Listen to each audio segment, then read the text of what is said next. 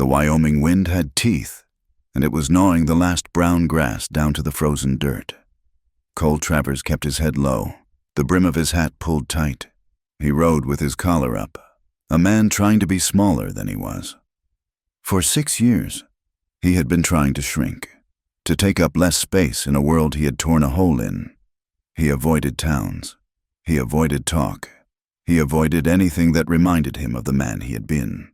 The man who rode with a quick hand and a dead heart.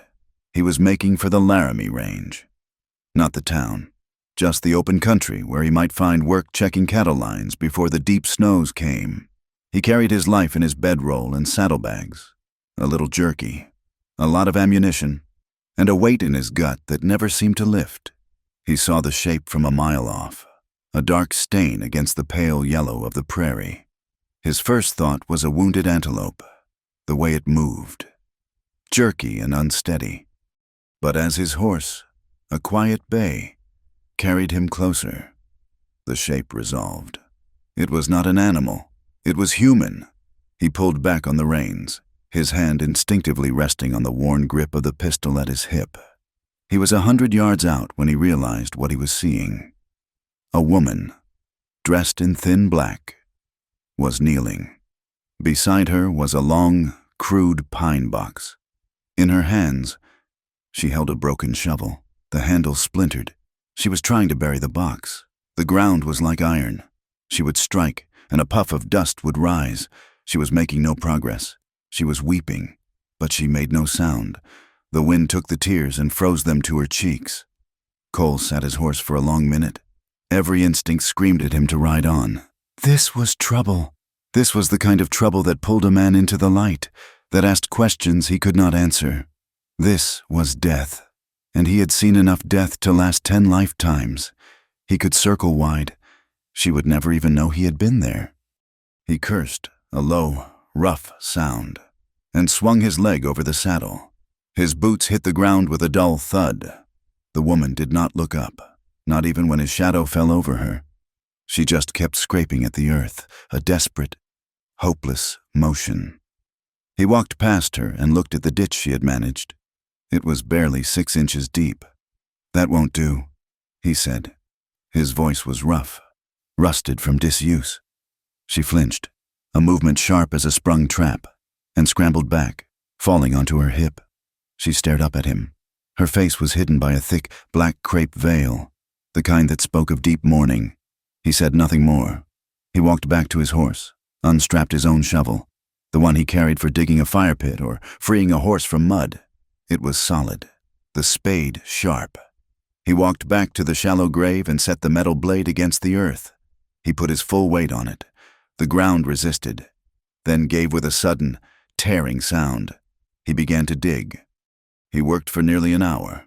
The sun was weak, offering no warmth, and the wind was picking up, carrying the first hard grains of snow. He did not look at her, and she did not look at him. She sat, a bundle of black rags, her hands clasped in her lap. Only once, when he paused to wipe the sweat from his neck, did he truly see her hands. She had pushed her veil back slightly to watch him, and he saw that her gloves were torn through. Her hands were raw. The skin was split, bleeding where she had fought the frozen ground. Her eyes, shadowed by the veil, looked hollow. They were the eyes of a skull, empty of everything. When the hole was deep enough, a good 4 feet, he stopped. He did not know the words one was supposed to say. He looked at the pine box. "Is it?" he started, then stopped. He cleared his throat. "Is it him?" She nodded once. He gestured to the box. "I can—" She shook her head, a quick, violent gesture. "No, I will."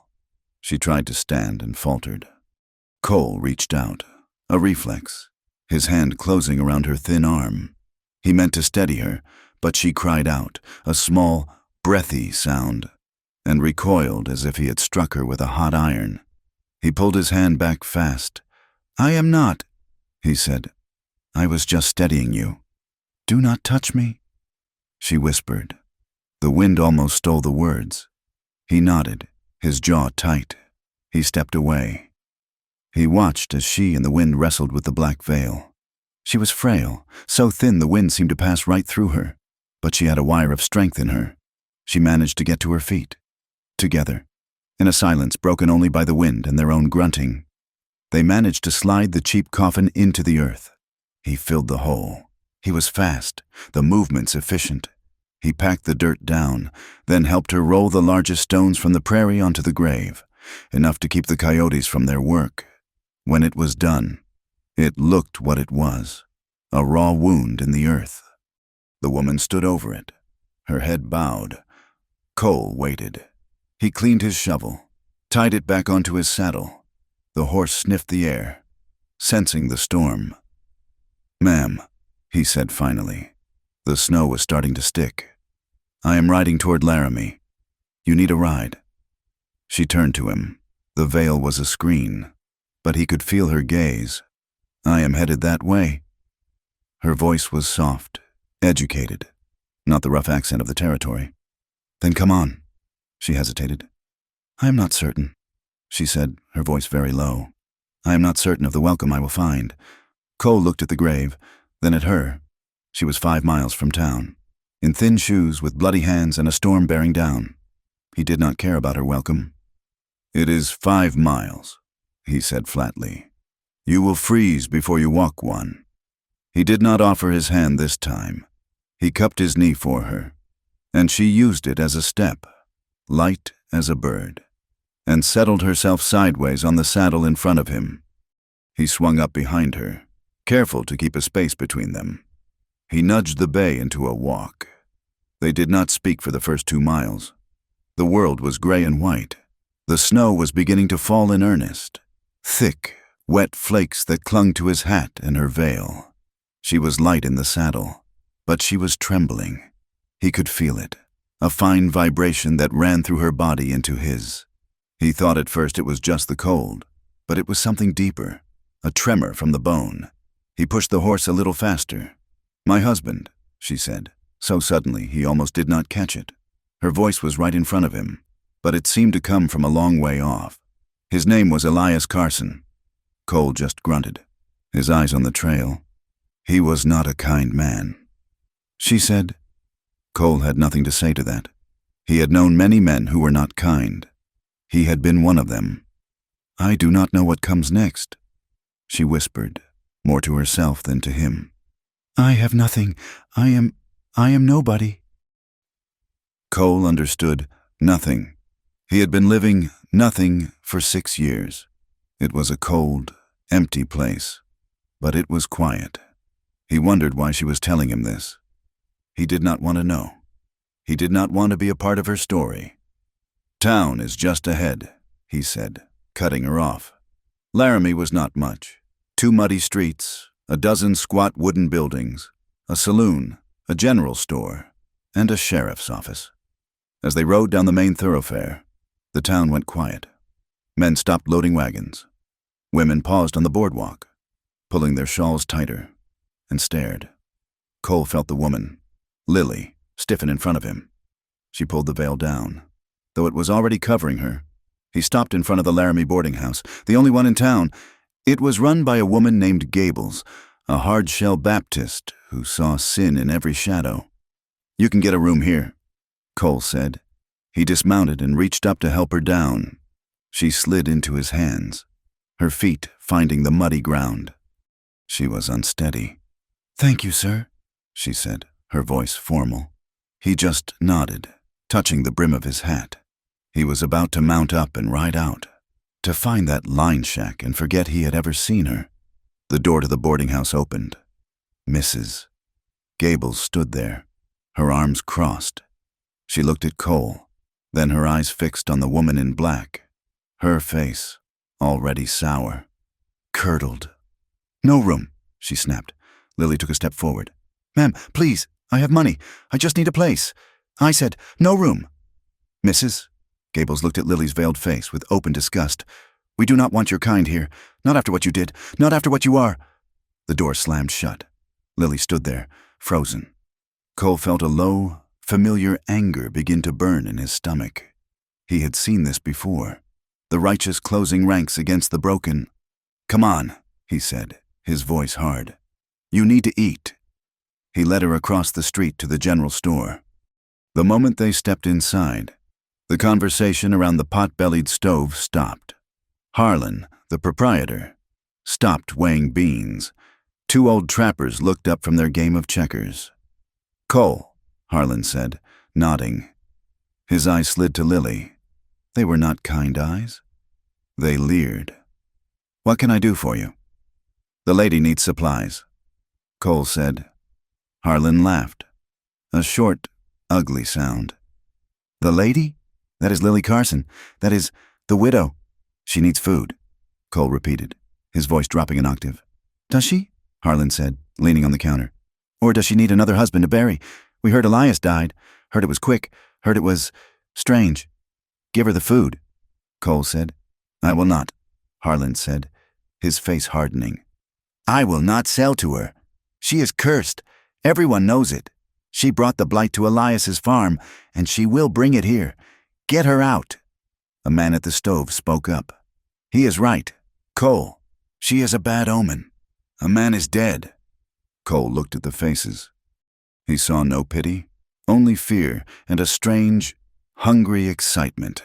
He reached into his own pocket, threw $2 silver on the counter. They rang loudly in the silence. "Give me jerky, hardtack, and coffee," he said. "For me." Harlan looked at the money, then at Cole's hand, which was resting on his holster. The proprietor's gaze faltered. He swept the coins into his drawer and sullenly filled a small sack. Cole took the sack and handed it to Lily. She would not take it. Her hands were clasped in front of her. "Take it," he ordered. She fumbled, and the bag dropped. The item spilled into the mud and melting snow at her feet. That was when the sheriff arrived. Sheriff Brody was a big man, broad through the shoulder, with a weary face and a thick mustache. He was a fair man, which made him a rarity. He looked at the spilled food, at Lily, at Cole, and at the small crowd gathering. "Mr. Travers," Brody said, his voice calm. "A surprise to see you in town." "Sheriff." Cole nodded. Brody's gaze settled on Lily. "Mrs. Carson, I heard you were out of town." "She was burying her husband," Cole said, his voice sharp. "Alone." This gave Brody pause. He looked at Lily with a new, troubled expression. "Is that so, ma'am?" Lily just nodded, her body shaking under the thin wool. "I see," Brody said. He took off his hat, slicked his hair back, and replaced it. "Well, that is a hard thing. A hard thing." He looked at Harlan. "Josiah, you give the lady what she needs." "I will not," Harlan spat. "You will," Brody said, his voice not rising, but gaining a steel edge. "Or I will close you for selling liquor to the Cheyenne last month. I think you will." Harlan turned a dull red, but he stayed silent. Brody turned back to Lily. "Ma'am, I need to ask you some questions. About Elias, his brother wrote in 2 days ago. He is saying, well, he is saying things." "It was an accident," Lily whispered, her voice breaking. He fell, Brody repeated. "That is what you told folks before you left. But his brother says Elias was not a clumsy man. He says you two fought. He says you bewitched him." "That is a fool's talk," Cole said. "Maybe," Brody said, looking at Cole.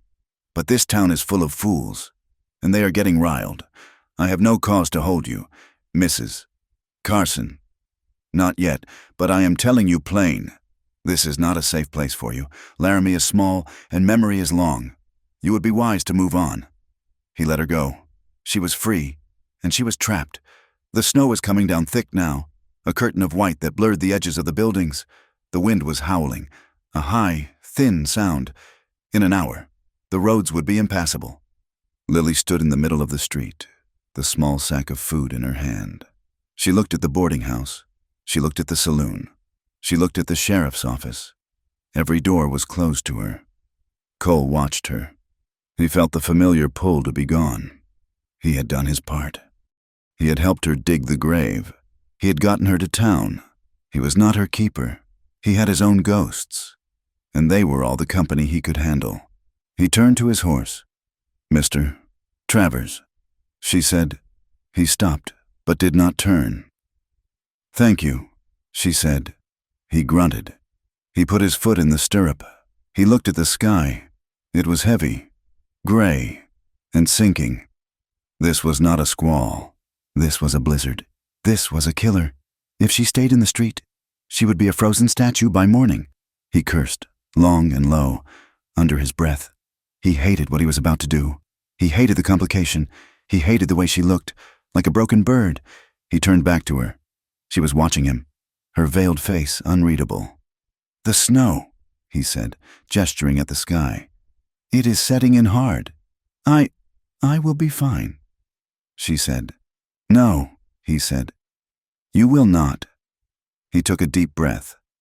"I have an old line shack north of here. Used it for trapping. It is rough, but it is warm." He spat. "It is just for the storm. Until it breaks, you can stay there." She stared at him. He was a stranger, a big, bearded man with a gun and a hard face. He was offering her shelter, alone, miles from town. "Why?" she whispered. "Because I am not leaving you here to die," he said, his voice harsher than he intended. "It is not a kind offer. It is just a roof. Take it or leave it." She looked at the town, at the hostile windows and closed doors. Then she looked back at him. She nodded once. The ride to the shack took almost an hour. The world was gone, reduced to a swirling vortex of white. He walked, leading the horse, and she held onto the saddle. The cabin was mean. He had not lied. It was one room, packed dirt floor, a stone hearth, and a single cot built into the wall. It was cold, colder inside than out, and smelled of dust, old skins, and mice.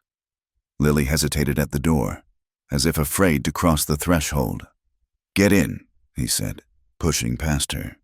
He went to work. He had wood stacked inside, dry and seasoned. He laid a fire, his movements quick. He struck a match, and the kindling caught. Flames licked up, painting the small, dark room in flickering orange light. It was still cold. Lily had not moved. She stood by the door, a shadow against the white storm. "Close the door," he said. She did. The latch falling sounded like a gunshot in the small space. She looked around the room, her eyes adjusting. She saw the cot, the single chair, the small table. Her gaze flicked to him, then away. "I will sleep by the hearth," she said. Her voice was firm, louder than he had heard it. I will not be a bother." Cole looked at her. He understood what she was not saying. He grunted. "Fine, by the hearth." He pointed to the cot. "That is mine. You stay on your side. I will stay on mine." He unslung his saddlebags. He took out the small sack of food he had bought. He also had a tin of beans.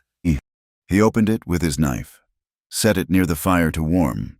He took out his tin cup, went to the small bucket by the door, and chipped some ice from the top to melt for coffee.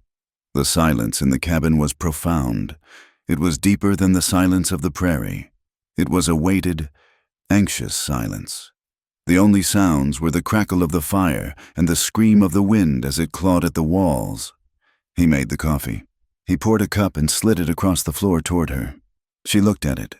"It is just coffee," he said. She bent and picked it up. Her hands were shaking so badly the hot liquid slopped over the side. He ate his beans cold from the tin. He watched her from the corner of his eye.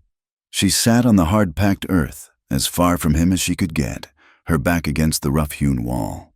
She had pulled her veil back. In the dim firelight, he saw her face for the first time. She was younger than he thought, maybe 20, and she had been beautiful. Once. Now, her face was thin, her cheekbones sharp as blades, and down one side, from her temple to her jaw, was a long, faded bruise, the yellow-green of old pain. She sipped the coffee, her eyes fixed on the low flames. She looked at him. Once, a quick, cautious glance, like a deer checking for the hunter. He met her gaze. She looked away immediately. He finished his beans, cleaned his knife, and slid it back into its sheath. He stood up, stretched, and walked to the cot. He took off his gun belt, hung it on a peg near his head. He did not take off his boots. He lay down on the thin mattress and pulled his saddle blanket over him. He turned his face to the wall. "Good night," he said to the wood. He heard her shift on the floor. A long time passed. "Good night," she whispered to the fire. The first night passed. There was only the sound of the wind, the sound of the fire, and the two quiet, careful breaths of two broken people, waiting for the morning. The storm did not break. It settled. The world vanished, erased by a solid, howling wall of white. The wind shrieked like a living thing, a predator circling the small cabin. Cole woke before dawn, as he always did. But there was no dawn to see. Only a dim, gray light filtered through the single, ice-caked window. Lily was still asleep, or pretending to be.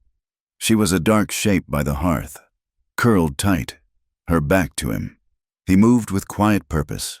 He put on his hat and heavy coat, checked his pistol, and slipped outside.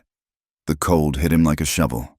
The snow was already to his knees, and the air was so thick with flakes he could not see his horse, which was just 20 yards away in the lean-to. He fought his way there, broke the ice in the water bucket, gave the bay a sparing ration of feed, and ran his hands over its legs. The horse was restless, unhappy. "I know," Cole muttered. "We are both trapped." He spent 10 minutes digging a path to the woodpile, his arms burning, and brought in a load of logs that he stacked by the door. When he came back inside, stomping the snow from his boots, she was awake. She was sitting up, her thin arms wrapped around her knees. Her black morning dress was covered in dust and bits of straw from the floor. She looked at him with wide, hunted eyes. "The storm," she said. "It is settled in," he said, pulling off his gloves. "We are not going anywhere for a few days." He did not look at her as he said it. He was looking at the fire, which was down to embers. "We will need to ration the wood." He expected her to weep or panic. She did neither. She simply watched him, her stillness a heavy blanket in the small room. The first day passed in almost total silence. He would go out. He would come in. He would sit on his cot and sharpen his knife, or check the action on his rifle. She stayed by the fire. She did not eat the food he offered until he was not looking. On the second morning, the silence had become unbearable. Worse than the wind. He was splitting kindling by the hearth, the small axe making sharp thwack sounds. When she finally spoke, "I can help." He stopped, mid-swing. "With what?" The housekeeping. I can cook." "If there is anything to cook." He looked at his saddlebags. He had coffee, beans, jerky, and a little flour. He had snared 2 rabbits before the storm, and they were hanging frozen in the lean-to. He nodded. "Once." "There is rabbit." He brought them in, and she set to work. He watched her. She moved with a stiff, pained grace, but when she pushed up the sleeves of her dress to wash her hands in the bucket of melted snow, he saw her arms. He went still. It was not just the bruises he had seen on her face. Her forearms were a map of old miseries. There were white, silvery lines, long-heeled, as if from a rope. There were puckered, round scars, the size of a thumb, that looked like old burns. And there were newer bruises, overlapping, in shades of purple and sickly yellow. She saw him looking. She yanked her sleeves down fast, her face flushing a dark, painful red. "Do not," she whispered, her voice shaking. "I am not," he said, turning away. He felt a cold, familiar anger. He knew what a man's hand, closed into a fist, could do. He went back to his cot. She cooked the rabbit, stewing it with a little flour and water, making a thin, hot gravy. The smell filled the cabin, a scent of warmth and sustenance that was foreign to them both. She served it in the tin plates. They ate without speaking, but it was a different silence. It was a shared meal. Afterward, she washed the plates. She swept the dirt floor with a rude broom he had made of twigs. She tidied his meager supplies. She was making a home of the shack, a small, safe square in the middle of the non-stop howl. And slowly, hour by hour, he watched the tension ease out of her. The warmth of the fire, the simple safety of four walls, the absence of a raised voice or a heavy hand. It was a medicine she had not had in a long time. He learned her movements.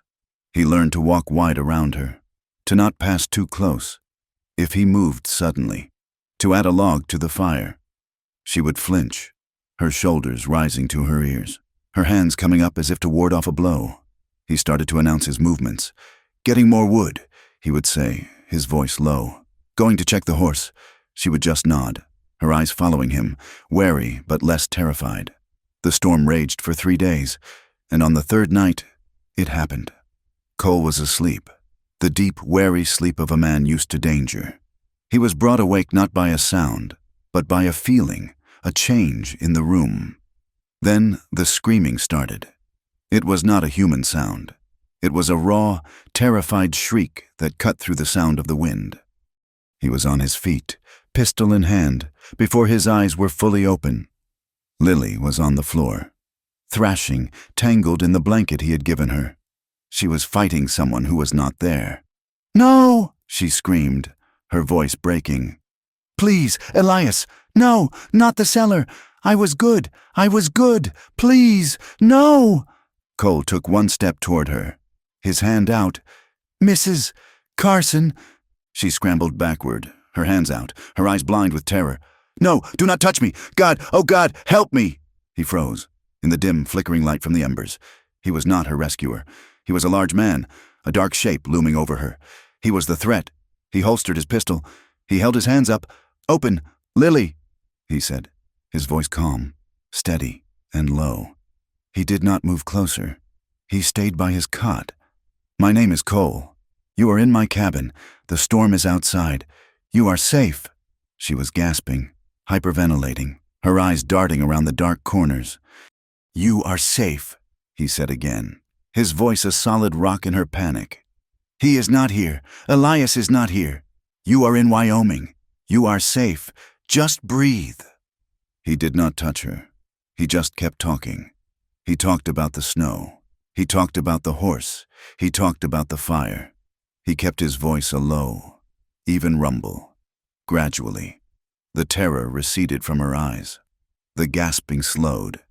She pulled her knees to her chest, wrapping her arms around them, and began to rock, her body shaking with silent sobs. He waited. He did not press her. He did not ask questions. He walked to the hearth, placed 2 more logs on the fire, and blew on the embers until the flames returned, pushing the shadows back into the corners. He made coffee. The simple act of heating water and grounds a comfort. He poured a cup and set it on the floor. A few feet away from her, he sat on his cot, his back against the wall, and waited. She cried for a long time. When she finally spoke, her voice was a raw, broken whisper. He did not like me to speak," she said, staring into the new flames. "He said a woman's voice was a temptation." Cole said nothing. He just listened. When I lost the baby," she choked on the word. "He said I had done it. He said I was unclean, that I had consorted with evil. He read from the Bible, the parts about witches. He said I had a witch's soul." She looked at Cole, her eyes full of a shame so deep it was poisoning her. "He locked me in the root cellar," she whispered, "sometimes for days. He said the dark would cleanse me. He would come down and beat the sin out of me." She ran a hand over the sleeve covering her arms. "He said it was for my own good, to save my soul from the fire." She took a ragged breath. "He was a good man," everyone said, "a pillar of the church, but his eyes were cold." Cole looked at his own hands. They were large, calloused, scarred. He knew what hands were for. They were for holding reins, for building fires, for pulling triggers. He had seen the madness she spoke of, the kind that hid behind a righteous face. He was not a good man, Cole said, his voice quiet but absolute. He was a monster. She looked up, startled, as if the idea had never occurred to her. "My turn," he said. He told her. He told her about the life he had run from. He told her about riding with a gang, hard men who saw the world as something to be taken. "We heard a rumor," he said, his voice flat, all emotion pressed out of it. "A stagecoach carrying a mining payroll. We planned it for a month." He stared at the wall above her head, seeing it play out again. "It went wrong. It always goes wrong. The guard drew on us. I was faster. I did not think. I just reacted." He paused, the memory thick in his throat. It was not just the guard, the crossfire. It went through the coach. There were passengers, a man and his wife. Heading east, they were just in the way. He swallowed. "I pulled the trigger. Maybe not the only one, but I pulled it. We got the money, and we rode off, leaving them dead on the road. 2 people who had just been trying to get home." He looked at her, his eyes meeting hers in the firelight. "I left. I took my share and I rode north. I have not seen those men in 6 years, but the guilt, it stalks you. It does not care if you are a good man now. It only cares what you did then." A new silence settled. It was not empty. It was filled with their confessions. They were 2 murderers, sitting in a room, one by act, one by accusation, one guilty of violence, the other a victim of it. The storm broke on the 5th day. The wind died, and a brilliant, painful sun lit up a world of white. The cabin was no longer a fortress, just a shack, but they did not leave. Cole cleared the snow from the roof. Lily scrubbed the skillet. They fell into a new rhythm, one of a shared, unspoken understanding. He told her about growing up in Missouri, about the smell of the river in the spring. She told him about the flowers she had tried to plant in the hard prairie soil before Elias had plowed them under, saying they were a vanity. One afternoon, he was carving a piece of pine, and the knife slipped, cutting his thumb. Before he could react, she was there with a strip of clean cloth, her hands surprisingly gentle as she wrapped the wound. Her fingers brushed his. It was the first time they had touched without one of them flinching. He looked up at her. She was not smiling, but the deep hollows in her eyes seemed less stark. That night, the moon was full. It turned the endless snow into a field of diamonds. The world was achingly beautiful and dead quiet. Lily grew restless. The cabin felt too small, too warm. She kept pacing, from the door to the hearth. "What is it?" he asked. It is too quiet," she said. She unlatched the door and stepped outside. Cole watched her. She walked away from the cabin, into the moonlight, into the deep snow. She was not wearing her coat. He waited a minute, then 2. She did not come back. He pulled on his own coat and boots and went after her. He found her 20 yards out, standing stock still, her head thrown back, her arms at her sides. She was staring at the moon, and she was barefoot. "Lily!" he barked, his voice sharp with alarm. He lunged through the snow, grabbing her. She was already shaking. Her feet blew. He lifted her, his arms going around her thin shift, and carried her back. "What in God's name were you thinking?" he said, angry, as he kicked the door open. He dumped her on the floor by the fire, then grabbed his saddle blanket and wrapped it around her, rubbing her feet hard, trying to force the life back into them. She was crying, not loudly, like the nightmare, but a low, hopeless weeping that tore at him. I wanted to feel something," she wept. "Something other than him, even if it was just the cold." He kept rubbing her feet, his head down. "I have nothing," she whispered, her voice catching. "He took everything, my home, my name. I am nobody." She pulled her feet from his grasp, her eyes wild with a grief that went beyond the cold, beyond her husband. "I have no name," she repeated, "and no child." The confession hung in the air, heavier than his own. When the baby came," she choked. "He said it was stillborn. He said it was God's judgment on me. He took him. I never even got to hold him. He buried him somewhere on that land, and he would not tell me where. I have nothing left. She was breaking, shattering, and he was the only one there to see it. He stopped rubbing her feet. He looked at her tear-streaked face, her tangled hair. He saw the strongest soul he had ever met, and she thought she was nothing. He did not plan it. He did not think. He leaned forward, across the hearth. He put one rough hand on her jaw, his thumb brushing away a tear. She went still. He leaned in, and his lips met hers. It was not a kiss of passion. It was a kiss of desperation. It was salt and smoke and the raw need to feel alive. It was soft, hesitant, and then it was firm. He was pouring every ounce of comfort he had into it, trying to tell her, in the only way he knew, that she was not nothing. She kissed him back. Her small, cold hands came up and clutched the front of his shirt, holding on like a drowning woman. The kiss deepened, the spark of heat they had both starved for igniting in the cold cabin. It was a need for life. And then, just as quickly, she broke it. She ripped herself away from him, scrambling backward until her back hit the wall. Her eyes were wide, but this time, it was not the old terror. It was a new one. "No," she gasped, her voice trembling. I cannot." She looked at him. A man who had been kind, but a man nonetheless. "I do not want to be used again." The words hit him harder than the cold. He had offered comfort, and she had seen appetite. Cole stood up, slowly. He backed away from her, giving her the space she needed. He held his hands up, palms out. A gesture of surrender. He walked to his side of the room. He waited, his own heart pounding, the taste of her on his lips. "Then I won't touch you," he said, his voice rougher than he intended. She watched him, her breathing still ragged. He met her gaze across the small, firelit room. He made a promise, the most important one he had ever made. "Not like that, not ever, unless you ask me to." His promise hung in the air, solid and true. And for 3 days after the kiss, they lived by it. They lived as they had before. But everything was changed. The silence was no longer empty, it was charged.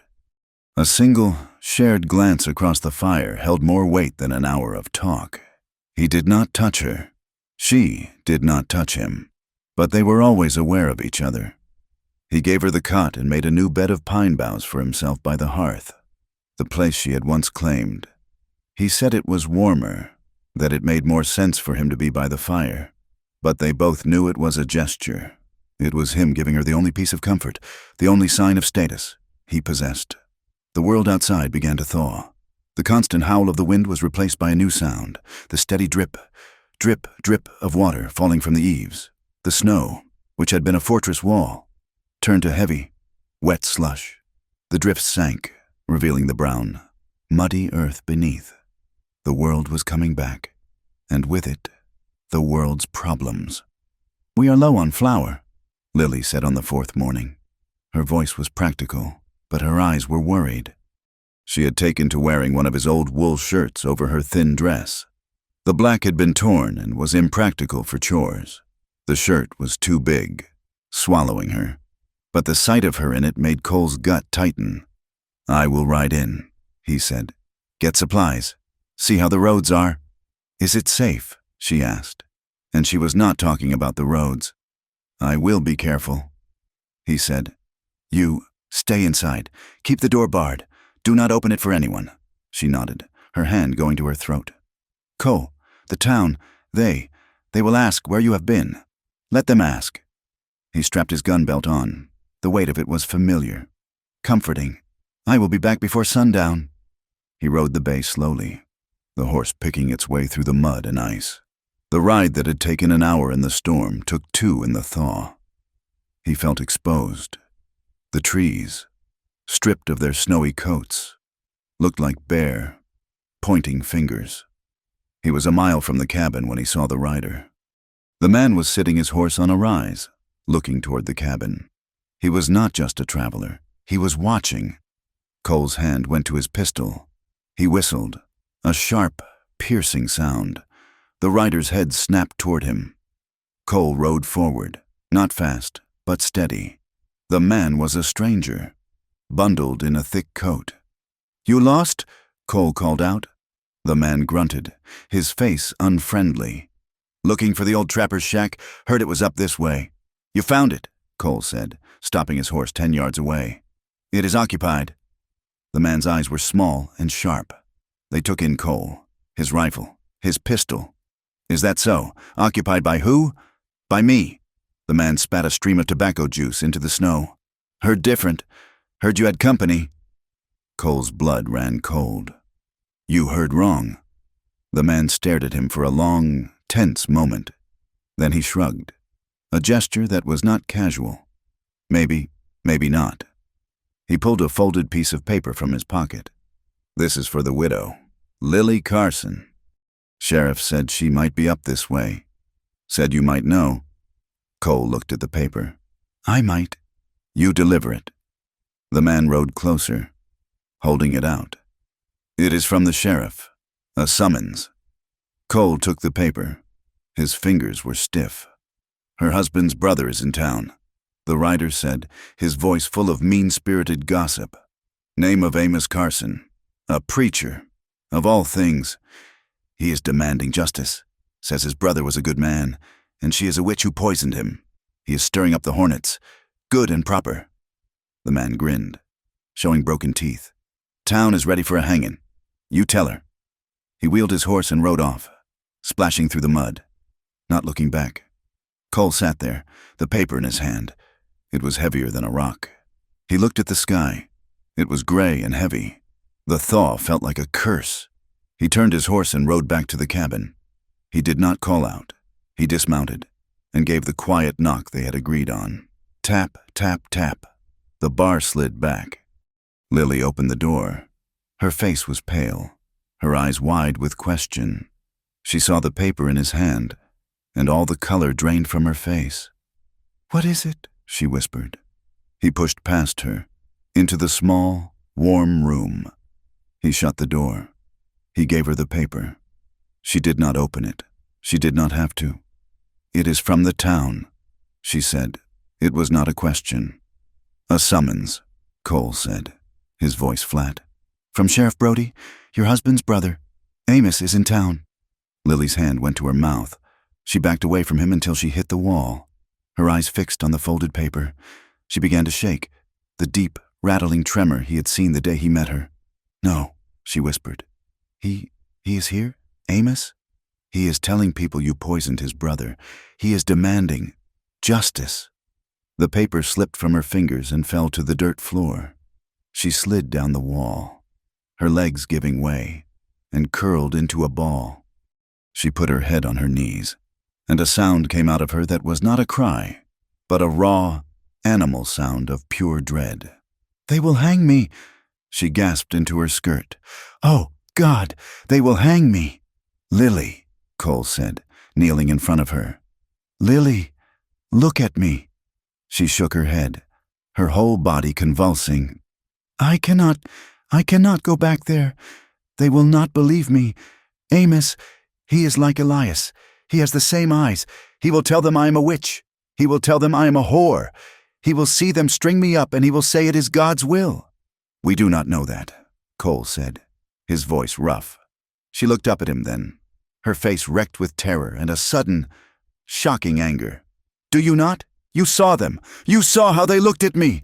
They hate me, and I... She stopped, her breath catching. "He deserved it," she whispered, her voice venomous.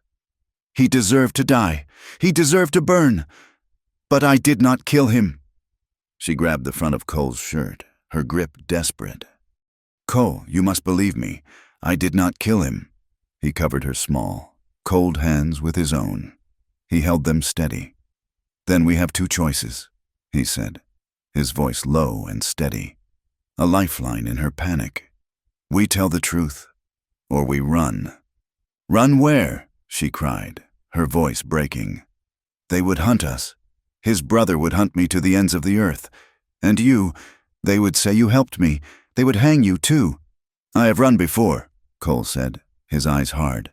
"I am good at it." "No," she said, pulling her hands away. I will not be the reason. I will not be the death of you, too. Then tell me, he said, his voice softening. Tell me the truth. Tell me what happened. Everything. She looked at the fire, at the rough walls, at this small, safe place they had built. She was back in that other cabin, the one that had been her prison. It was the night the first snows came, she began, her voice a monotone, as if she were reciting something from a great distance. Elias, he had been drinking. He was always meaner when he drank, but that night he had found the small doll I had made, the one I made for the baby. She choked, but forced herself to continue. He said it was an idol. He said I was practicing witchcraft. He tore it apart. He hit me. He was shouting that I was barren and cursed and that he should have cast me out long ago. She was shaking, but her eyes were dry and bright. He said he was going to cleanse me. For good this time. He wrapped his hands around my throat. Her own hands went to her neck, remembering. He was strangling me. I could not breathe. I saw black spots. I knew he was going to kill me. He was smiling. He said he was sending my soul to hell. Cole's jaw was so tight a muscle jumped. I could not reach my hands, but my foot. It kicked. It hit the kettle, the one by the fire. It was full of hot water for his tea. She took a deep, shuddering breath. I grabbed it. I do not even remember grabbing it. I swung it. I hit him. Where? Cole asked, his voice a rasp. In the head, she whispered. He let go of me. He looked surprised. He had this strange look on his face. And then he fell backward, and he hit his head on the stone hearth. He did not get back up. What did you do? I ran out into the snow. I did not even have a coat. I ran to our nearest neighbor, Mr. Hatcher. It was 2 miles. I think I screamed the whole way. I told them Elias had fallen, that he was hurt. By the time they got back, he was dead. The fire had gone out. He was cold. She finally looked at him. I did not kill him. Cole, I hit him, but I did not kill him. The fall, the hearth.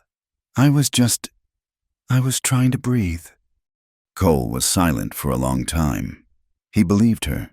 He believed every word. He had seen the scars. You ran for help, he said, stating the fact. A guilty woman would have run the other way. His brother will not see it that way. She wept. He will say I murdered him, that I struck him down and left him to die in the cold, and they will believe him. A preacher, a man of God. Cole stood up. He began pacing the small cabin. 3 steps one way, 3 steps back. He was a caged wolf.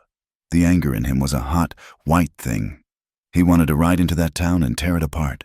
He wanted to find Amos Carson and show him what a real sinner looked like. But he thought of Lily. He thought of her in a courtroom. He thought of her on a scaffold. Stay here, he said, his voice decisive. What? No, where are you going? She scrambled to her feet, grabbing his arm. I am going into town, he said, pulling on his heavy coat. Alone? No, Cole, no. They will see you. They will connect us. It will only make it worse. They will say you are my lover, that you helped me. Let them, he said, his voice a low growl. I need to see. I need to know what we are walking into. I need to talk to Brody. You stay here. Bar the door. And this time, Lily, I mean it. Do not open it for God himself, not until you hear my knock. He put his hand on her cheek. It was a harder touch than the kiss, but it was more intimate. It was a promise of violence. I will be back, he said. He left her standing in the middle of the room, her hand at her throat, the summons lying on the floor between them. The ride to Laramie was a blur of cold fury. He did not spare the horse. He tied the bay to the rail in front of the saloon. Not the sheriff's office. He needed to hear the talk. He pushed the doors open. The saloon was midday full, men driven in from their ranches by the thaw and the promise of gossip. The moment he stepped in, the room went quiet. He was not a ghost today. He was a thundercloud. He walked to the bar. The bartender, a man named Silas, polished a glass and avoided his eyes. "Whiskey," Cole said. Silas poured it. Cole's back was to the room, but he could feel every eye on him. He took the glass, turned, and leaned against the bar. He surveyed the room. "Cold day," he said to the silence. A man at a corner table, a ranch hand named Pete, laughed. "Not as cold as Elias Carson, I reckon." His friend snickered. "Heard you found that witch of his, Travers," Pete called out, emboldened by the whiskey and his friends. "Heard you were keeping her warm up in that shack of yours." Cole did not move. He just watched the man. "What is it, Pete?" Cole asked, his voice dangerously soft. "They say," Pete said, standing up, trying to look brave, "that she bewitched him, just like she bewitched Elias, just like she bewitched old Hatcher's son before that. They say she rides him, and then she buries him." He took a step forward. "Heard she is a whore, plain and simple, just a black widow whore." Cole was across the room before Pete finished the word. He did not draw his gun. He did not need to. He hit the man once. His fist, hardened by years of work and fighting, connected with Pete's jaw with a sound like a splitting log. Pete went down. He did not get up. The saloon was dead silent. Cole looked at his knuckles, which were bloody. He turned to the other men at the table. "Anyone else?" They stared at their cards. Cole turned and walked back to the bar. He put the whiskey glass down, untouched. The saloon doors opened again, and Sheriff Brody walked in. He looked at Cole. He looked at the man on the floor. He sighed, a long, weary sound. "Travers, I was just about to ride out to see you. I see you saved me the trouble." He was talking. Cole said, "He was." Brody agreed. "The whole town is, come on, my office?" Cole followed him out, leaving the silent saloon behind. They walked across the muddy street. Brody's office was small, warm, and smelled of stale coffee and paperwork. "You hit him hard," Brody said, sitting behind his desk. "He had it coming. Maybe, but you did not help her." "Did you send that summons?" Cole demanded. "I did. I had to. The brother, Amos, he has a writ from the circuit judge. He is demanding a formal inquest. I cannot stop it." "She is innocent," Cole said. "Is she?" Brody leaned forward. "Look, Cole, I am just a man trying to keep a lid on this town. Right now, this town believes that woman is a cross between Jezebel and a hex. They are scared. And Amos is fanning the flames. He is holding prayer meetings, talking about sin and retribution. He is a fool. He is a powerful fool." Brody said, "He has got the town's ear. I have got rumors she poisoned him. Rumors well, you heard what Pete said." "Rumors that you are shacked up with her, that you helped her bury the body." "I helped her dig a grave," Cole said, his voice low. "Because no one else in this godforsaken town would—" Brody rubbed his face. "I believe you.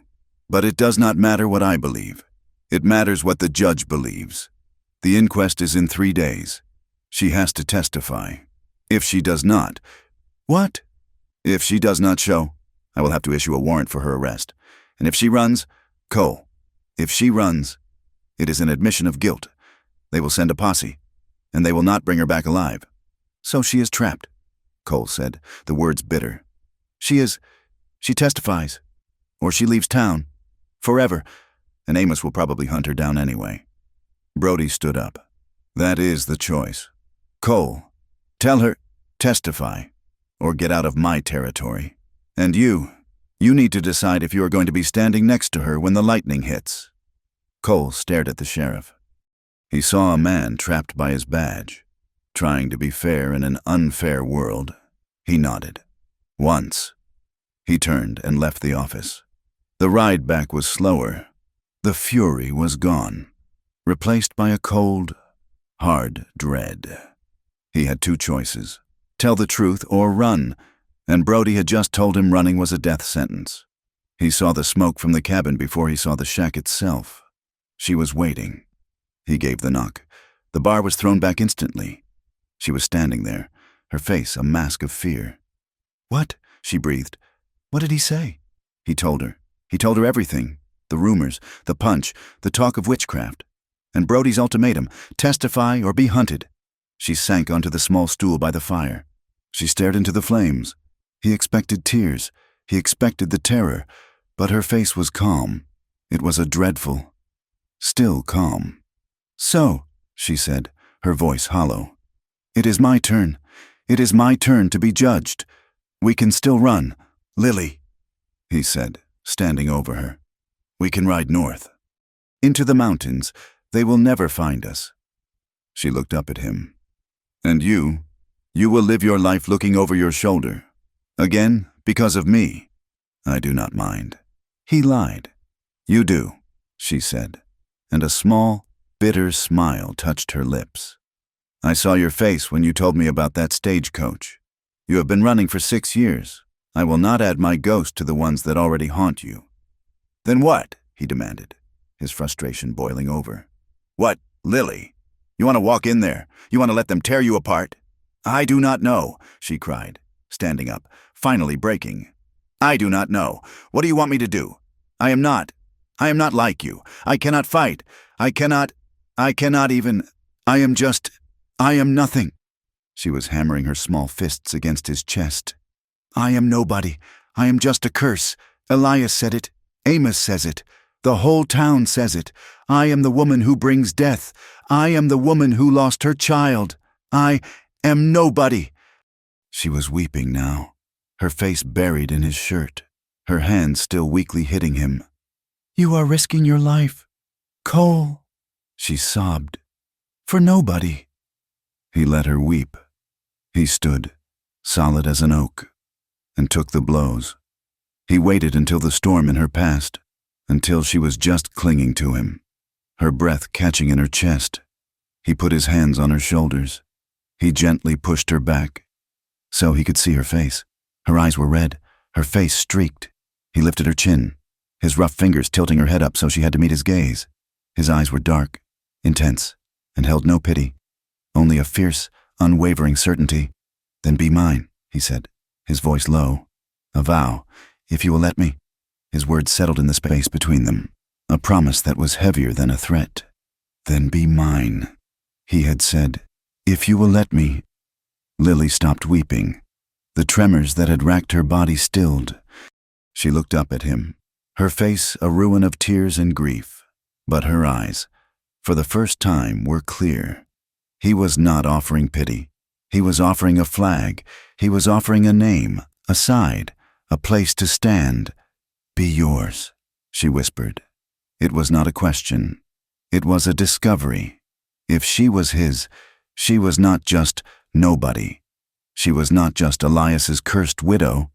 She was a person who belonged to another, and in this hard land, that was a kind of armor. I will not run," she said, her voice finding a sliver of strength. "I will not make you a fugitive.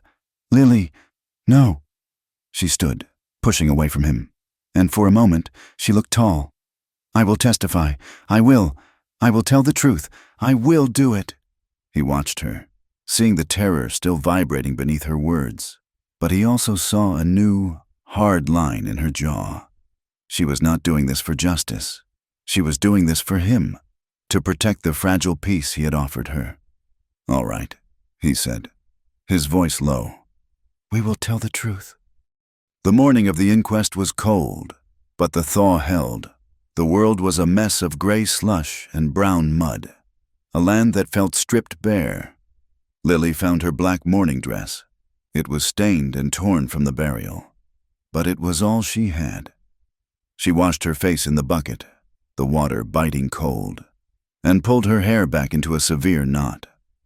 She looked at herself in the small, cracked piece of mirror Cole kept by the door.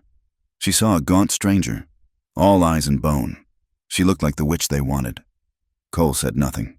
He cleaned his rifle, checked his pistol, and put on his own coat. He was all business, his face shut tight.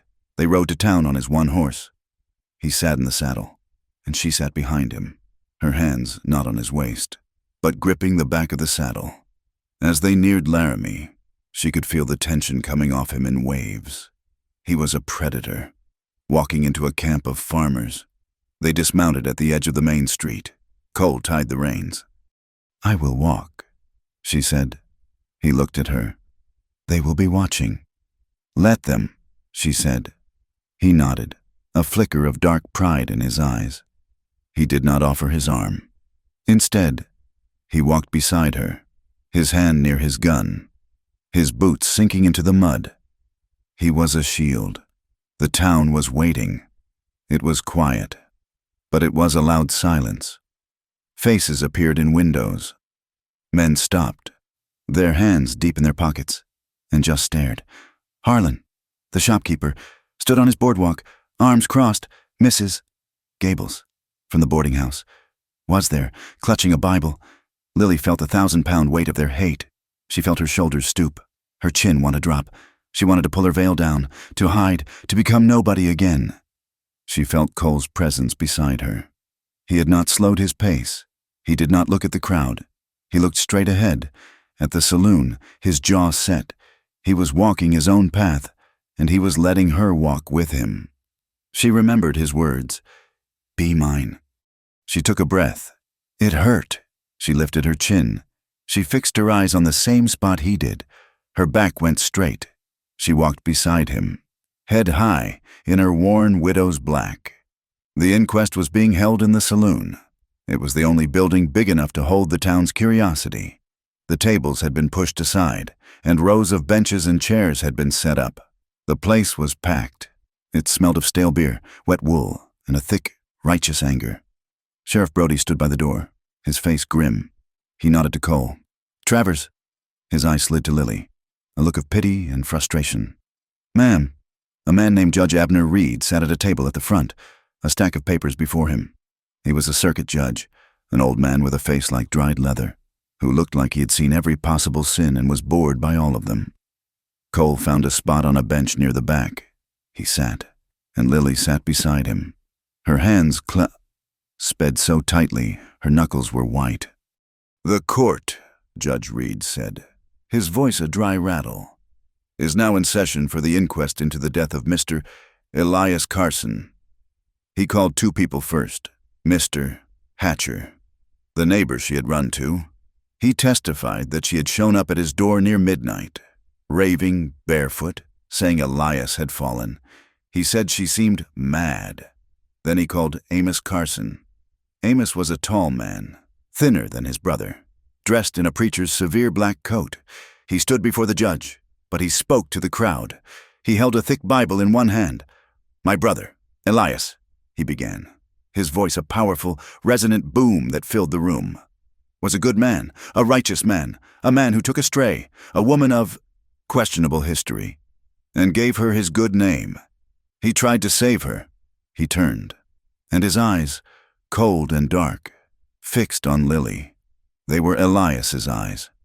Lily flinched, a small, involuntary movement. "But you cannot save those who are in league with the devil," Amos thundered. He tried to cleanse her of her vanities, her dark moods, and for his trouble, she murdered him. She struck him down in his own home. "Objection," Brody said from the back. "That is supposition." "It is the truth," Amos roared. "Look at her. She is a plague. She destroyed his farm. She gave him no children. She is a barren field, a cursed seed. She is a mad temptress." The words, "mad temptress," echoed in the silent room. "She destroyed every man she touched," Amos said, his voice dropping to a conspiratorial whisper. "Elias was not the first. Ask about the Hatcher boy, who fell from a roof after she spoke to him. Ask about the blight on the crops. And now—" He pointed a long, bony finger at Cole. "Now she has latched onto a new soul to destroy. A man of violence, a killer. She has seduced him to her cause. She is a witch, and the Bible is clear on what we do with a witch." A low, ugly murmur went through the crowd. They believed him. They wanted to believe him. "That is enough. Mr. Carson," the judge said. his voice sharp. "This is not a church meeting. Sit down." Amos sat, a look of grim satisfaction on his face. "Mrs. Lily Carson," the judge called. Cole's hand brushed hers. That was all. Just a quick touch. It was enough. She stood. The walk from the back bench to the chair at the front was the longest walk of her life. Every eye was on her. She could feel their judgment like a physical heat. She sat. She did not look at Amos. She looked at the judge.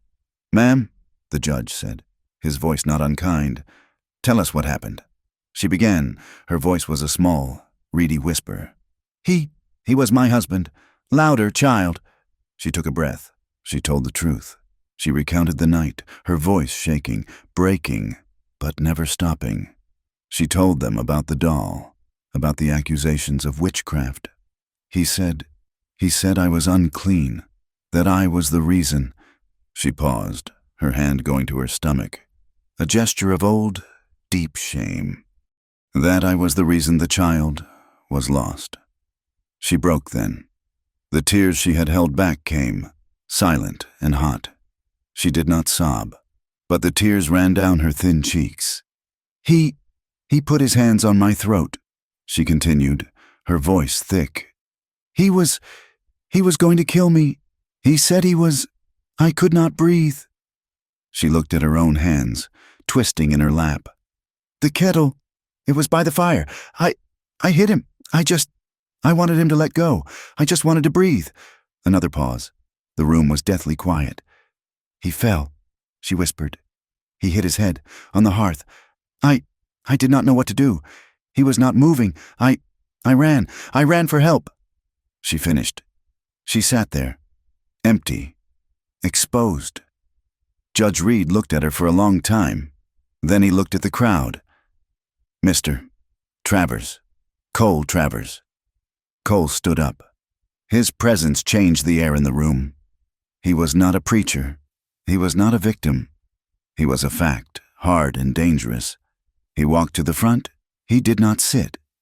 He stood beside Lily's chair, a guardian. "You are the man who found her?" the judge asked. "I am," Cole said. His voice was low, but it filled the room as easily as Amos's. "I found her on the prairie, 2 days after her husband died. She was alone. She was trying to bury him. Her hands were raw, bleeding from digging in the frozen dirt."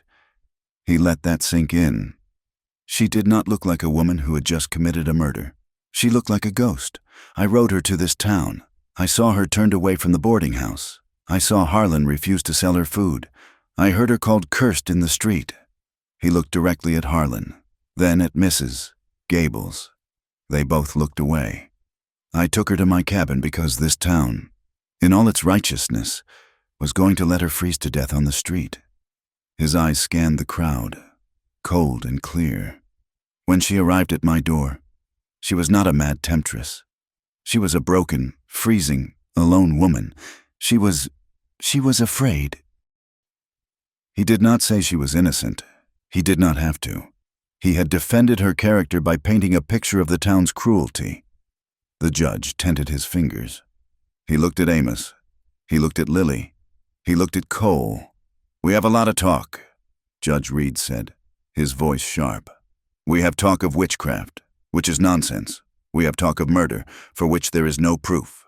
What we have is a man known to be hard on his wife, who, in a drunken state, attacked her, and she, in fear for her life, defended herself. He fell. He hit his head. She ran for help. He slammed his hand on the table. This court rules the death of Elias Carson to be an accident, a tragedy. Yes, but not a murder. The inquest is closed. This woman is free to go." For a moment, there was silence. Then, a low sound of displeasure. The town was not satisfied. They had been cheated of their verdict, of their hanging. Amos Carson stood up, his face purple with rage. "You will not! I am the law here, mister!" "Carson," the judge said, his eyes like steel. "You are not sheriff. Clear the room." The spell was broken. People began to stand, to talk, to grumble. Cole put his hand on the small of Lily's back. "Let's go." They walked out. It was worse than walking in. The whispers were loud. Accident. My eye. She bewitched the judge. That killer, he scared them. Look at her, walking with him. Their backs were turned. No one met their eyes. They had been judged and found innocent by the law, but they had been found guilty by the town. They rode back to the cabin, not touching, not speaking. The victory felt like ashes in their mouths. They got inside, the one room, which had been a prison, then a sanctuary, now felt like a fortress under siege. Cole started to build up the fire. His movements were jerky, angry. He was angry at the town, at Amos, at the world. Lily stood by the door. She had not taken off her coat. She watched him. She had faced death, and he had stood with her. She had faced shame, and he had given her his name. Cole, she said. He stopped, a log in his hand. He did not turn. Cole, she said again, her voice stronger. He turned. She was unbuttoning her coat. She let it fall to the floor. Underneath, she still wore the worn black dress. I want to take this off, she said. Her voice was not desperate. It was clear. I want to burn it. I am done being his. She walked toward him. She stopped just in front of him. You stood for me, she said, her eyes locked on his. No one has ever done that. She reached up, her fingers trembling, and touched the rough wool of his shirt.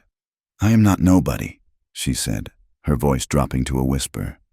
I am yours, if you will have me. He looked down at her, his dark eyes searching her face. He saw no fear. He saw no terror. He saw, for the first time, a woman making a choice. Lily! His voice was a raw rasp. You said, she whispered, unless I ask you to. She rose on her toes, and she kissed him. It was not the desperate, half-mad kiss in the snow. This was a claiming. This was her choice. His hands, which had been frozen at his sides, came up. They did not grab. They held. One hand went to her back, the other to her face, his fingers threading into her hair. He kissed her back. It was tender. At first, a question, an answer. Then it was desperate. It was the release of all the fear, all the anger, all the loneliness. It was a raw, primal need to prove they were alive, that the town and the ghosts had not won. He lifted her. She was light as a child.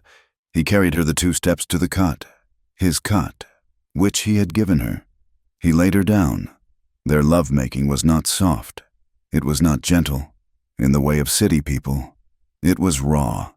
It was a collision of 2 people who had been starved of human touch, of kindness, of safety.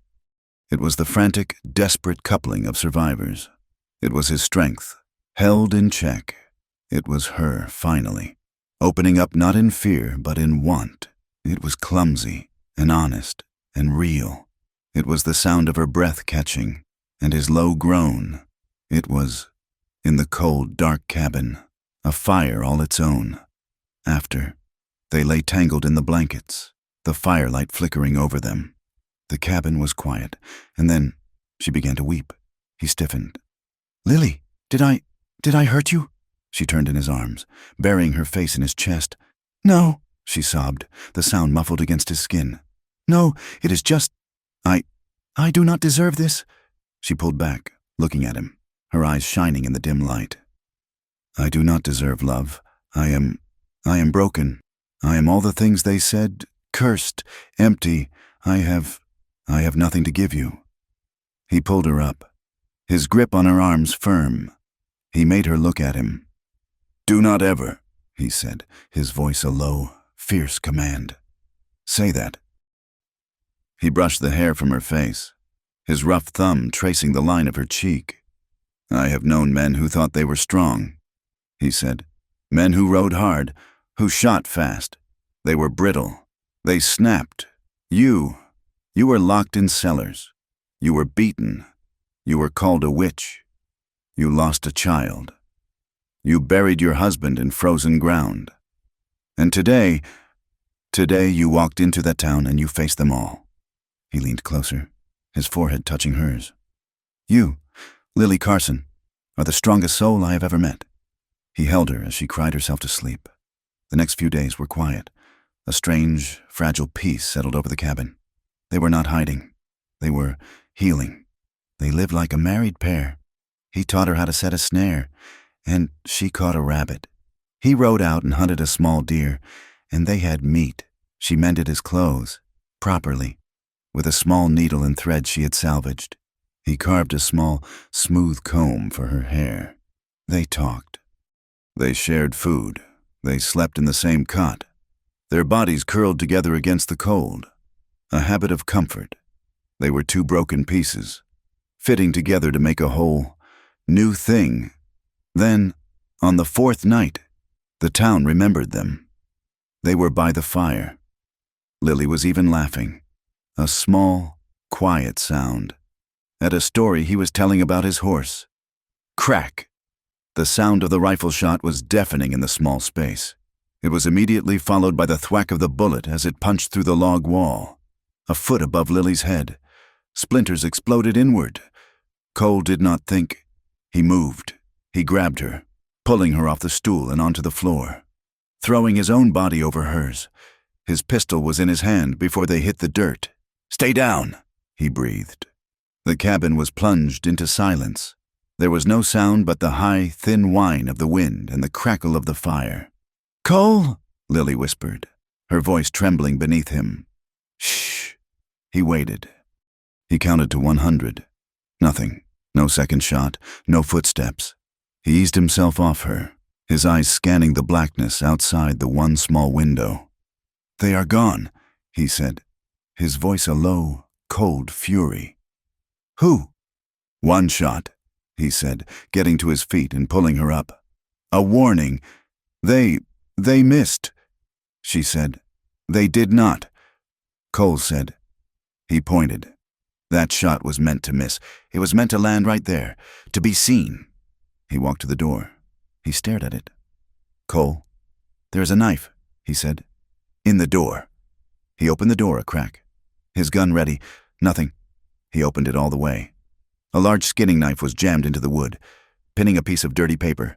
He pulled the knife free. It was a good blade. He unfolded the paper. In the firelight, they read the two words, scrawled in charcoal, "Leave. She's cursed." Cole held the note. The paper was rough, the words a raw charcoal scrawl. "Leave. She's cursed." Lily was staring at the hole in the wall, her hand over her mouth. The smell of gunpowder was sharp in the small cabin, a violation of the peace they had found. "They missed," she whispered, her voice hollow. Cole's face was a mask of cold fury. He folded the note, his movements precise, and tucked it into his pocket. He kicked the fire, sending the embers scattering across the hearth, darkening the room. "They did not miss," he said, his voice a low growl. "They hit exactly what they were aiming for. Stay here, bar the door. Do not, for any reason, make a sound or light a lamp." "Where are you going?" she cried, her voice rising in panic as he grabbed his rifle. "To check the perimeter. Out there, they are still out there." "No," Cole said, his voice dropping. All the warmth of the past few days gone, replaced by the man he used to be. "They are gone. They left their message, but they left something else, too." He slipped out the door like smoke, melting into the pre-dawn gray. The ground was soft, a mix of mud and thawing snow. He did not go to the front, where the shot had come from. He circled wide, moving through the thin stand of pine, his eyes on the ground. He was a ghost, but he was also a hunter, and he knew how to read the earth. He found them 100 yards west of the cabin, on a small rise. 3 riders. They had been sitting there, watching, for hours. He saw where they had tied their horses, where they had stood, and he found the boot print. He knelt, his hand hovering over the impression in the mud. It was not a standard-issue cavalry boot. It was custom, with a rounded heel and a distinct, star-shaped pattern worn into the sole. He had seen it before. His blood went cold. This was not Amos Carson. This was not some angry ranch hand from town. This was Calvin Stone. The name rose in his throat like bile. Cal, a man he had ridden with. A man with pale, dead eyes and a laugh like a rasp. A man who had been at the stagecoach robbery. A man who, last Cole heard, had taken to bounty hunting. Cal, who knew no loyalty, only the jingle of coin. The note was not from the town. The note was from Cal. It was a joke. She's cursed. It was Cal's way of playing with his food. It was not about Lily. Not really. It was about him. The reward. It had been 6 years. He thought it was cold, but a bounty for murder never really goes away. And Cal must have gotten a whisper. A rumor of a quiet man named Cole Travers living in a shack north of Laramie. And he had found him. Worse, he had found him with Lily. A new, sharper fear cut through him. Before, he was a ghost. He was one man, riding alone. Hard to catch, easy to lose. Now he was an anchor. He had a cabin. He had a woman. He had a routine. He was vulnerable. He stood up, his face grim. The men who had come last night were not the men who would come next. Cal Stone did not fire warning shots. This was a different crew. He walked back to the cabin, the sun just touching the horizon, painting the sky a sickly, bloody pink. He entered the cabin without knocking. Lily was sitting on the cot, his spare pistol in her lap, her knuckles white. She looked up, her eyes wide with terror. "They were here," he said, barring the door. "The town?" It was not the town, he said. He took a deep breath. This was the part that would tear him apart, but it had to be done. "Lily, you need to pack your things. What little you have." "What? Cole, what did you see?" "It is not about you. It is about me." He began to pace. The small room, a cage. "The men who were here, one of them. I know him. We rode together years ago. Before, she whispered, understanding. "There is a reward on my head. For that stagecoach. For the killing. I thought it was dead and buried. It is not." He stopped, his back to her. "They are not here for you. They are here for me. They will come back, and they will not be gentle." He turned, and his eyes were full of a pain that was worse than the fear. "You cannot be here when they do." "What? What are you saying?" "I am saying you have to leave," he said, his voice flat and hard. "I will ride you as far as Cheyenne. You can get on a train, go east, go anywhere. But you cannot stay here." He was sending her away. After everything, after the inquest, after the cut, he was casting her out, just like everyone else. She stood up, the pistol still in her hand. She stared at him. He was trying to save her, but he was using the same words Elias had used. "Leave, cursed, go." "No," she said. He stopped. "What did you say?" "No," she said again, her voice stronger. She walked to him, and for the first time, she was not the one trembling. He was, You think I am afraid of them," she said. "Cole, I have been afraid my entire life. I was afraid of my husband. I was afraid of the dark. I was afraid of this town. I am done being afraid." "You do not understand," he gritted, his hands clenching. "These are not just angry farmers. These are killers. This is Cal Stone. He will hurt you to get to me. He will." He could not say it. "And you?" she asked, her eyes boring into his. "What will you do? Stay here and die? Or will you run again? Become that ghost again? You think I am leaving? You think I am going to let you face this alone? It is my fight, Lily, not yours." "You made it my fight," she cried, her voice breaking with a fury he had never heard. "You made it mine when you helped me dig that grave. You made it mine when you took me in. You made it mine when you stood for me in that saloon. And you surely made it mine when you told me I was yours." She took a step closer, poking him in the chest. "You stood by me when I was nobody, when I was the town curse. Now it is your turn. Your past is here. Well, I am here too." She looked him dead in the eye, and she made her vow. "You stood by me, I will stand by you. He stared at her. He saw the woman from the prairie, the woman from the inquest, and the woman who had asked him to love her. She was not leaving, and he knew, in that moment, that he could not make her. A slow, dark smile touched his lips. It was not a smile of humor. It was a smile of grim acceptance. "Then you had better learn how to use that," he said, pointing to the pistol in her hand. The next 2 days were a blur of frantic, terrible preparation. The fragile peace was gone, replaced by the grim reality of a siege. He took her outside. He set up a tin can on a fence post 50 feet away. "It is heavy," she complained, her arms shaking as she tried to hold the pistol steady. "It is supposed to be," he said, his voice hard, all gentleness gone. He was a commander now. "It has to be. Feel the weight. Do not fight it. Let it balance." He stood behind her, his arms not touching her, but his presence a solid wall. "You do not aim a pistol, not like this. You point it like you are pointing your finger. Point it at the can." She did. Her hand trembled. "Now," he said, his voice low in her ear. "Do not jerk the trigger. Squeeze it, slow and steady. Squeeze it until it surprises you." She squeezed. The explosion was deafening. The pistol jumped in her hand, the recoil stinging her palm. The can was untouched. She looked at him, her face pale. "Again," he said. "They did this for an hour. She shot, she missed. She shot, she missed." Her arm ached. She was frustrated, near tears. "I cannot," she said, lowering the gun. "You can," he said. "You are thinking about the gun. Do not think about the man. Think about Elias. Think about Amos. Think about Cal Stone. Think about them coming through that door. You are not trying to hit a can, Lily. You are trying to stop a man from killing me. Now, load it, point it, and shoot." His words, brutal and cold, struck a chord. She took a deep breath. She raised the pistol. She did not see a can. She saw Amos Carson's righteous face. She squeezed the trigger. The can jumped off the post.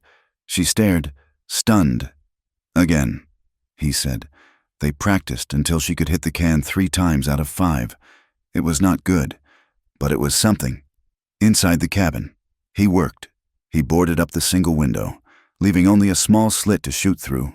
He stacked the firewood against the inside of the door, a makeshift barricade.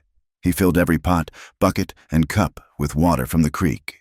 He cleaned his rifle and his pistol, laying out his ammunition in neat, deadly rows. The cabin was no longer a home. It was a tomb, waiting. They did not talk. They did not touch. They sat in the dark, boarded up room, the fire low, and they waited. The tension was so thick he could taste it, like copper. On the 3rd night they came. Cole heard it first, a sound that did not belong, the snap of a twig. Just outside. He put a finger to his lips. Lily, who had been dozing by the hearth, went rigid. "They are here," he whispered. He moved to the slit in the window. Lily went to the spot he had assigned her, in the darkest corner by the hearth, her pistol in her hand. The moon was bright. It made the muddy clearing outside the cabin a stage. "Cole Travers," a voice called out. It was Cal Stone. "I know you are in there, you son of a snake, and I know you have the witch with you." Cole rested his rifle on the window slit. He did not answer. "There is $1,000 on your head. Cole!" Cal laughed, that rasping, ugly sound. "1,000? I am willing to split it. You come out, give me the woman, and I will only take 800. You can have 200 for your trouble." Cole sighted down the barrel. He could see him now. 3 of them. Cal, and 2 others he did not recognize. They were spread out, using the trees for cover. "Last chance! Cole!" Cal shouted. "Send out the woman. We will have our fun. And then we will let her go." Lily gasped, her hand flying to her mouth. That was the mistake Cal made. Cole fired. The rifle boomed in the small cabin. Outside, Cal screamed, a high, thin sound, not of pain, but of rage. "He shot at me! The bastard shot at me! Light him up!" The world exploded. Gunfire ripped through the thin log walls. Bullets tore through the boards, sending splinters flying. A pot of water exploded. Lily screamed, curling into a ball. "Stay down," Cole roared. He moved from the window slit, firing twice, then dropped, crawling to a knothole on the other side. He was drawing their fire, making them think he was in two places at once. One of the men, a big, heavy man, made a run for the door. He was carrying an axe. "Lily, the door!" Cole shouted. Lily looked up, her eyes wide with terror. The man was at the door, swinging the axe. The heavy thud shook the whole cabin. Cole fired through the door. The man screamed and fell back. "He is down!" Cole yelled, but he had taken his eyes off the window. A blast of gunfire came from the side. Cole felt it before he heard it. A white-hot iron. A massive punch to his side that threw him from his feet. He landed hard on the dirt floor. He looked down. A dark, wet stain was spreading across his shirt. He tried to get up. His legs would not obey. "Cole!" Lily screamed. The axeman was not done. He was on his knees, wounded, but he was pulling himself up. He raised the axe again, and another man, the third one, was coming around the back. He saw Cole on the ground. He saw Lily in the corner. He grinned, and he raised his pistol. "No!" Lily screamed. She did not think. She did not aim. She pointed. She pointed at the man who was going to kill the only good thing in her life. She squeezed the trigger. The gun boomed, the sound massive in her ears. The man looked surprised. He looked down at his leg, where a new, dark hole had appeared. He cursed, his gun firing into the ceiling as he fell backward, clutching his thigh. "Get him!" Cal shouted from the darkness. The man on the ground scrambled away, dragging his wounded leg. Crawling back into the night, the other man, the one with the axe, was gone. Silence. The silence was worse than the gunfire. "Cole," Lily whispered. The cabin was thick with smoke. I am here." He breathed, his voice thin. She crawled to him. He was pale, his eyes clamped shut in pain. The side of his shirt was soaked. "Oh, God," she breathed. "Oh, God, Cole, they are gone," he panted. "For now, they will be back. Cal will be back." "Shh," she said. She was no longer the terrified woman. She was the nurse. She was the survivor. "They are not coming back tonight, not with two wounded." She lit a lamp, her hands shaking, but her purpose firm. She ripped open his shirt. The wound was ugly. It was high on his side, near his ribs. It was bleeding. A lot. "All right," she said, her voice a command, mostly to herself. "All right." She went to the hearth. She put the water on. She found the whiskey. "This will hurt," she said. "It already does." He grisped it. She gave him the bottle. "Drink." He did. Then she said, "Bite." He bit down on a piece of leather. She washed her hands. She took his skinning knife, the one he had taught her to use, and she held it in the fire until the blade glowed. "Lily," he whispered, his eyes finding hers in the dim light. If I do not, be quiet," she ordered. "You are not dying. I will not let you." She probed for the bullet. He screamed, his body arching off the floor. She held him down with her free hand, her face a mask of brutal concentration. She found it. She pulled it out, a jagged, flattened piece of lead. She dropped it on the floor. Then she took the whiskey, and she poured it into the open wound. His scream was a gag. He passed out. "Good," she whispered. She worked all night. She packed the wound with the cleanest rags she had. She stitched it closed with her mending needle and thread. She washed the blood from his skin. She dragged him onto the cot. For 3 days, she did not sleep. She sat by his side, a cool, wet rag in her hand, the pistol in her lap. He faded in and out. The fever came, hot and fierce. He was no longer the strong, silent man. He was a child, lost and afraid. He was back at the stagecoach. "So much blood," he muttered, his hands twisting the blanket. I did not mean, just so much blood." "It is all right," she whispered, wiping his forehead. "It is all right. I am here." He turned his head, his eyes blind with fever, but seeking her. "Lily," he called, his voice cracking. "Lily, do not leave. Please, do not leave me." He was not just talking about the cabin. He was talking about the darkness. She bent low, her lips brushing his hot, dry forehead. She kissed him. "I am right here," she swore, her own tears blurring her vision. "I am yours. Cole, I am yours. Even if you fall, I will fall with you." She held his hand, her small, strong grip a lifeline, and she held him as he fought his way back.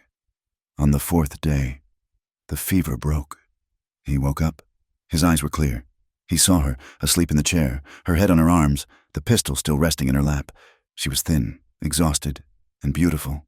"Lily," he whispered. Her head snapped up, her eyes wild for a second, the gun coming up. Then she saw him. She saw he was awake. "Cole," she breathed. The pistol fell to the floor with a clatter. She did not care. She wept. He survived. Barely. A week later, he was sitting up, the cabin smelling of disinfectant and fear. They were almost out of food. A knock came at the door. They both froze. It was not the bounty hunters. It was a firm, official knock. "Cole Travers?" a voice called. "It is Sheriff Brody. I am coming in. Do not shoot me." The door opened. Brody stood there, his hat in his hands. He looked at the cabin. It was a wreck. The walls were pocked with bullet holes. The window was shattered. He looked at Cole, pale and bandaged. He looked at Lily, who stood by the cot, her hand on her pistol. Brody's eyes widened. "Hell," he breathed. "What happened here?" "Trouble," Cole said, his voice weak. "I heard," Brody said. "I found a man on the road, name of Parsons, shot in the leg. He started talking. He said he and 2 others were collecting a bounty." Brody looked at Lily. He said the witch shot him." Lily did not flinch. "I did." Brody's gaze changed. He was not looking at a victim anymore. "He said you shot him while he was defending his home," Brody said, his voice slow, testing the new story.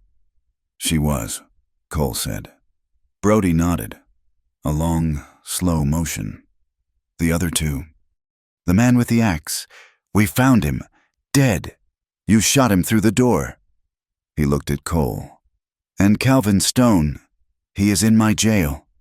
He is wanted. For robbery. For murder. In 3 territories." He took a breath. "The men you rode with, Cole. They are all wanted. Warrants are out for the whole gang." Cole just stared at him.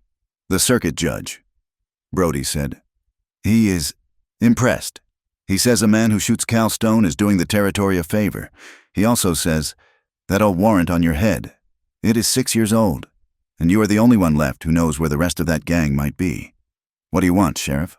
Cole asked. "He wants you to testify," Brody said. "Against Cal, against the others. He is willing to clear your name. A full pardon. Cole, for your testimony." Cole looked at Lily. A full pardon. A clean slate. A new life.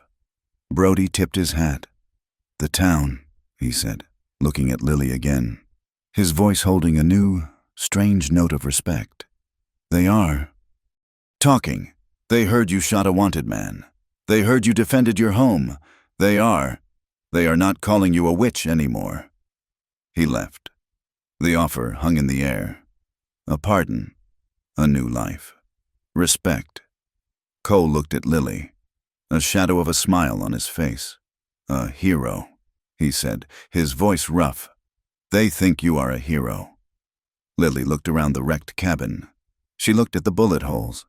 She looked at Cole, still too weak to stand. "I do not want their respect," she said, her voice quiet. It is just the other side of their hate. It is still their judgment." She went to him. She sat on the edge of the cot and took his good hand. He said, "Testify," she said. He said, "A new life." "Cole, I do not want a new life here. Not in this town. Not where they judged me. Not where this happened." She looked at him, her eyes pleading. "Let's leave," she said. "Not run, not this time. Let's just leave. Let the judge have his testimony. And then, let's go. Somewhere north, somewhere we are not hunted, and we are not haunted." He looked at her. He saw the strength that had saved his life. He saw the woman who had stood by him. "All right," he whispered, squeezing her hand. "We leave." The spring thaw came, not as a gentle promise, but as a messy, violent breaking. The world turned from white to brown, and the roads became a river of mud. Cole's testimony against Cal Stone was short, brutal, and true.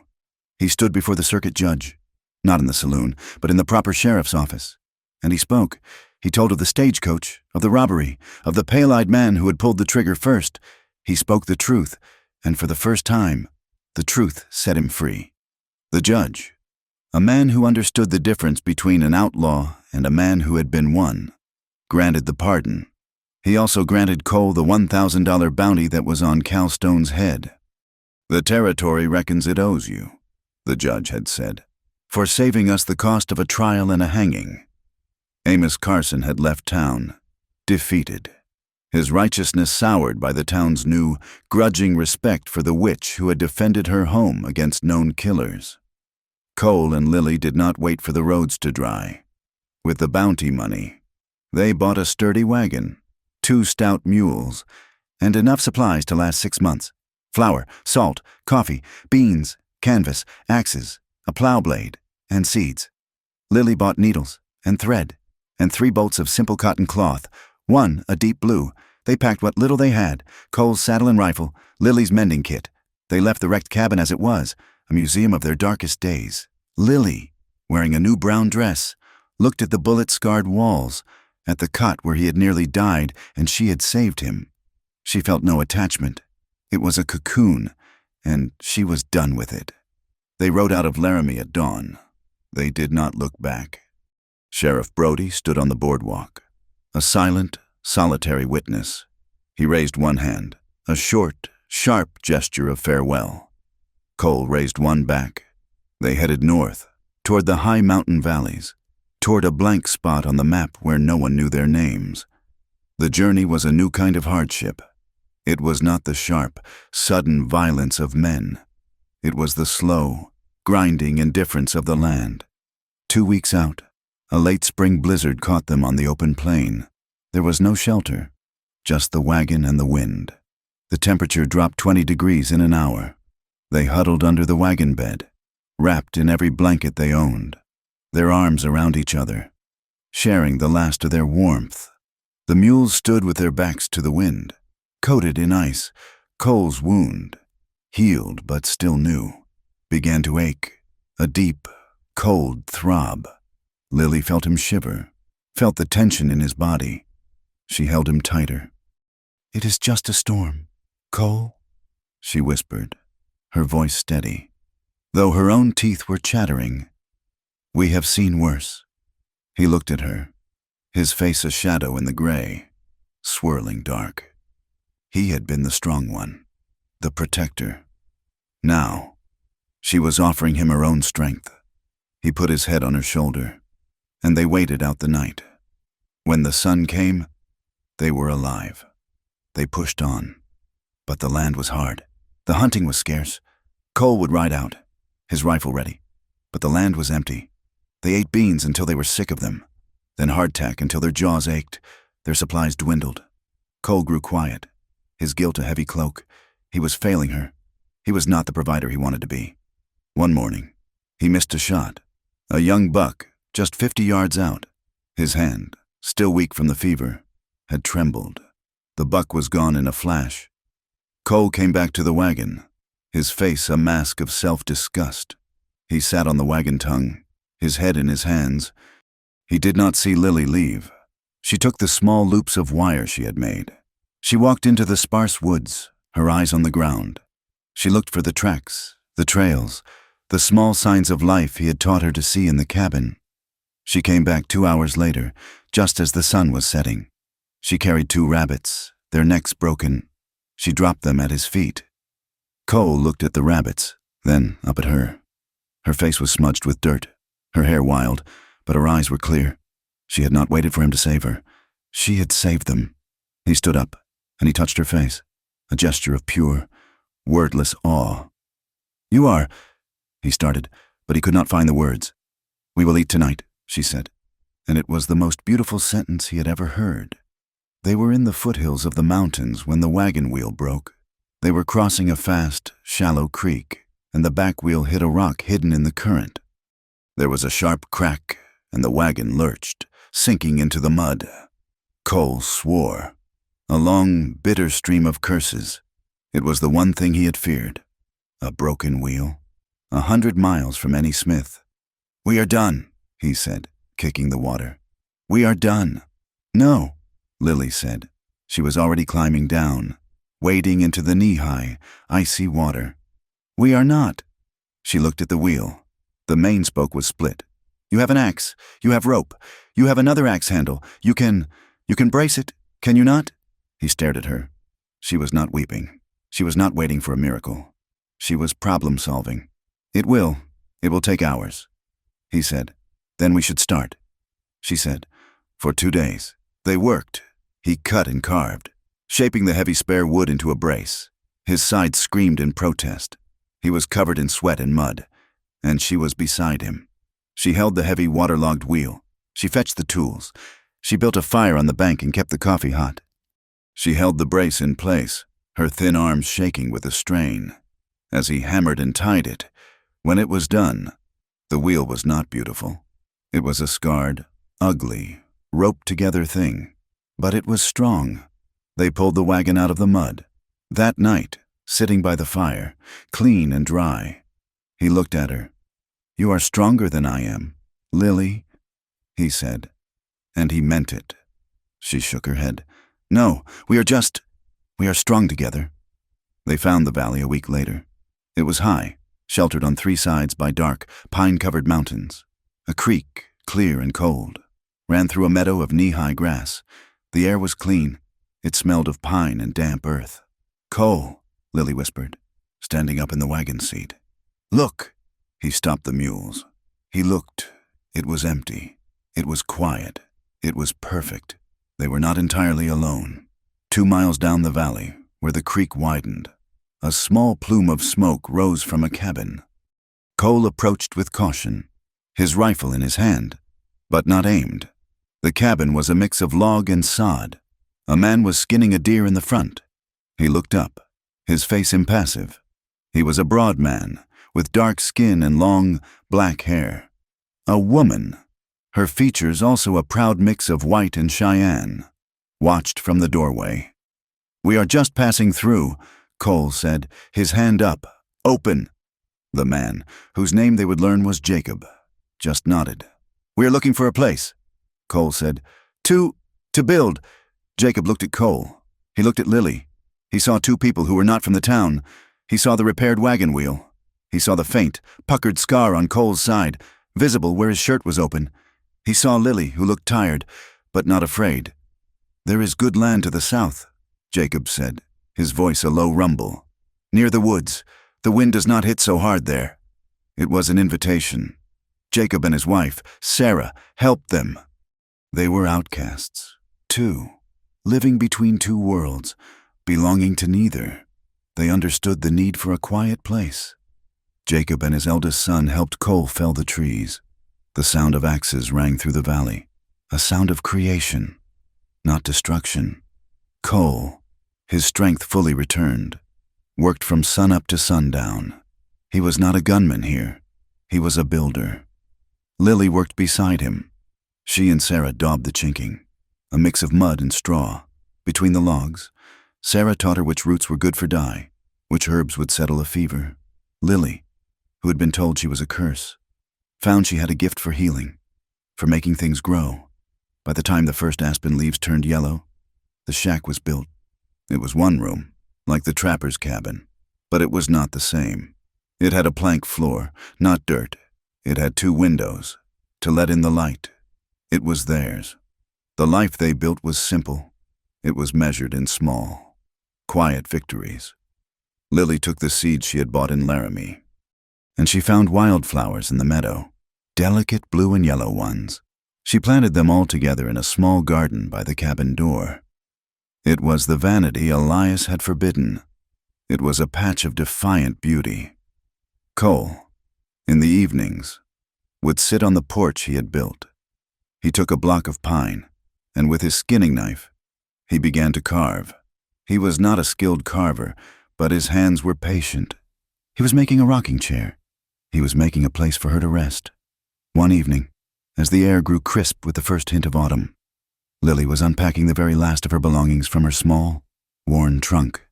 At the bottom, wrapped in a piece of her old wedding linen, she found it, the locket.